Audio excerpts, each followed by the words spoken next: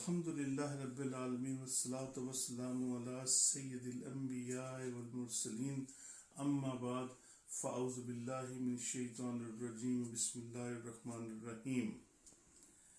انا انزلناہ فی لیلۃ القدر وما ادرک ما لیلۃ القدر لیلۃ القدر خیر من الف شہر تنزل الملائکۃ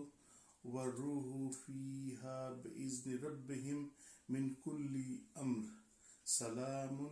ہی حتی مطلع الفجر صدق اللہ العظیم وصدق رسولہ النبی الکریم۔ شب قدر کس قدر اہم رات ہے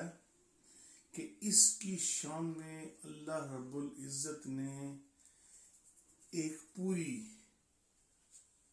سورہ کریمہ نازل فرمائی، جسے آپ نے سنا۔ اس سورہ مبارکہ میں اللہ سبحانہ و تعالیٰ نے اس مبارک رات کی کئی خصوصیات ارشاد فرمائیں۔ شب قدر شرف و برکت والی رات ہے۔ اس کو شب قدر اس لیے کہتے ہیں کہ اس شب میں سال بھر کے احکام نافذ کیے جاتے ہیں اور فرشتوں کو سال بھر کے کاموں اور خدمات پر مامور کیا جاتا ہے، اور یہ بھی منقول ہے کہ چونکہ اس شب میں نیک اعمال مقبول ہوتے ہیں اور بارگاہ الہی میں ان کی قدر کی جاتی ہے، اس لیے اس کو شب قدر کہا جاتا ہے۔ اب میرے عزیز بھائیوں، اس بات کو آپ ذہن میں رکھیے کہ وہ نیک اعمال جو ہم سب کرتے ہیں اس رات میں، وہ نیک اعمال جو ہم کرتے ہیں، اللہ رب العزت ان کو بھی قدر کی نگاہ سے دیکھتا ہے، اور اس لحاظ سے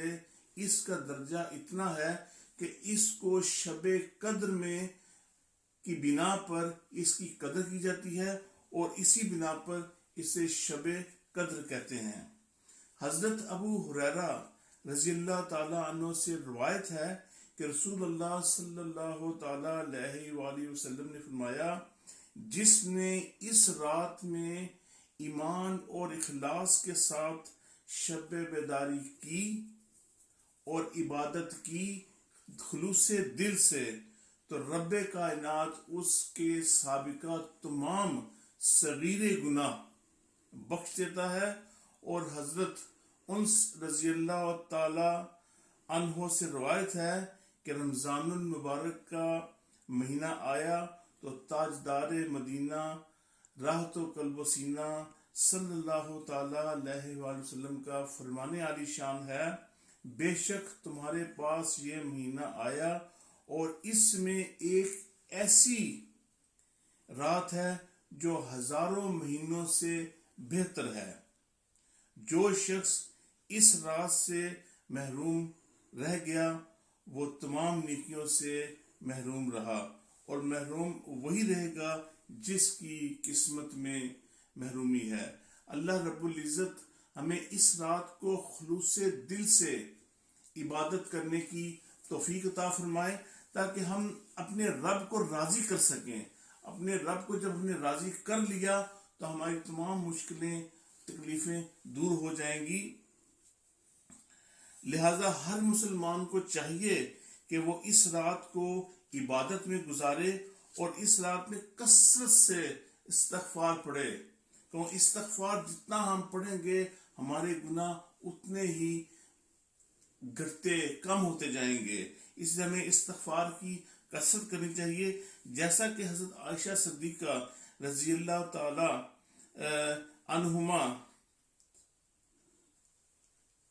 فرماتی ہیں، میں نے عرض کی یا رسول اللہ صلی اللہ تعالی علیہ وآلہ وسلم، اگر مجھے معلوم ہو جائے کہ لیلۃ القدر کون سی رات ہے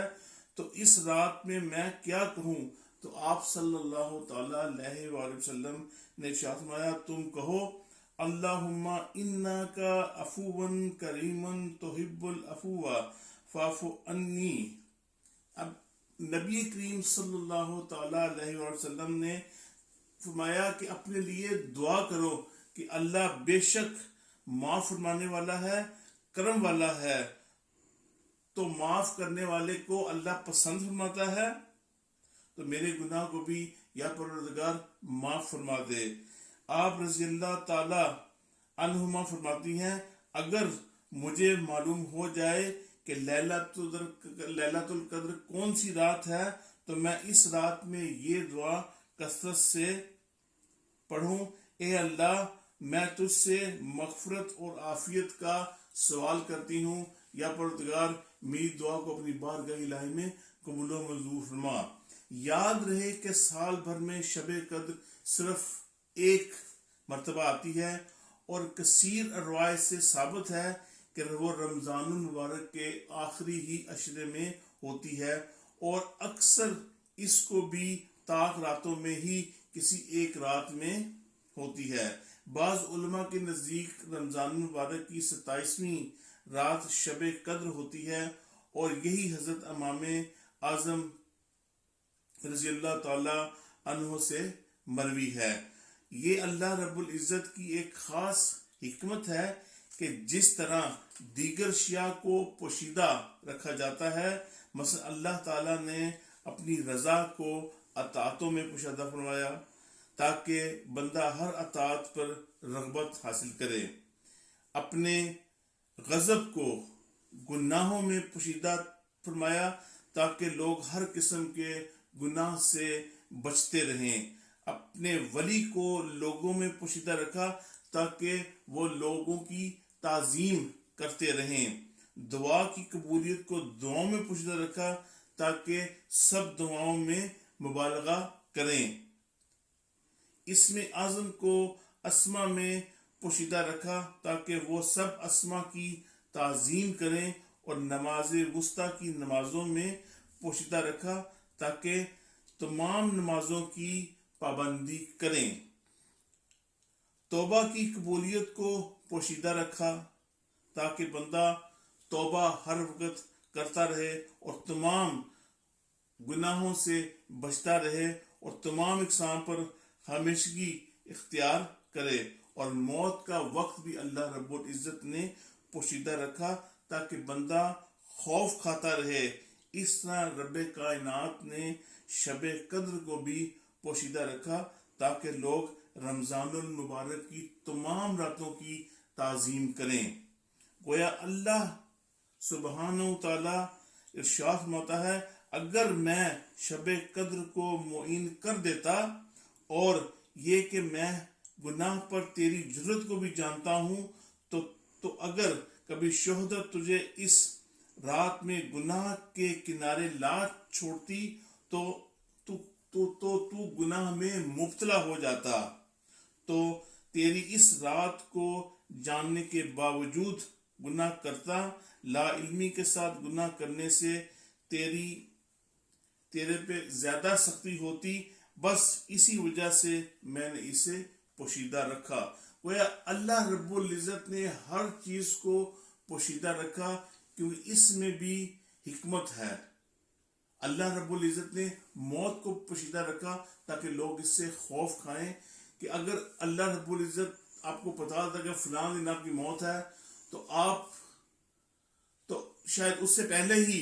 ختم ہو جاتے. لہذا اللہ رب العزت نے ہر چیز کو اپنی حکمت کے حساب سے پوشیدہ رکھا، کیونکہ ہر چیز غیب کا علم اللہ رب العزت کو ہے کہ کیا چیز کس وقت کب ہوگی.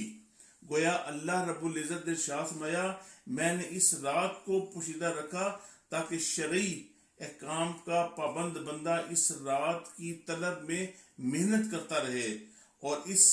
محنت کا ثواب کمائے. جب وہ محنت کر کے ختم کرے گا تو اللہ رب العزت اس کو اس کی سوچ سے بھی زیادہ ثواب عطا فرمائے گا. جب بندے کو شب قدر کا یقین نہ ہوگا تو وہ رمضان کی ہر رات میں اس امید پر اللہ رب العزت کی اطاعت میں کوشش کرے گا کہ ہو سکتا ہے کہ یہی رات جس میں میں عبادت کر رہا ہوں یہ شب قدر کی رات ہو،